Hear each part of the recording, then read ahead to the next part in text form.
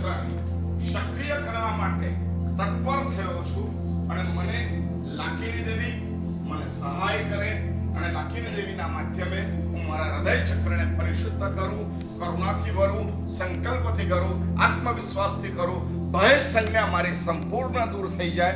કંઈ પણ થાય તરત ને તરત અમારા ધબકારા વધી જાય. અહીં બેઠા છીએ અને થાપ પડતો અવાજ આવે તો અસર સૌથી પહેલા ક્યાં થાય? ધબકારા વધી જાય છે. એનો મતલબ એ થયો એનું કનેક્શન સૌથી પહેલા ભયનું કનેક્શન ક્યાં છે? એટલે એવું કહેવાય ને કે બહુ ટેન્શન છે તો બીપી વધી જશે.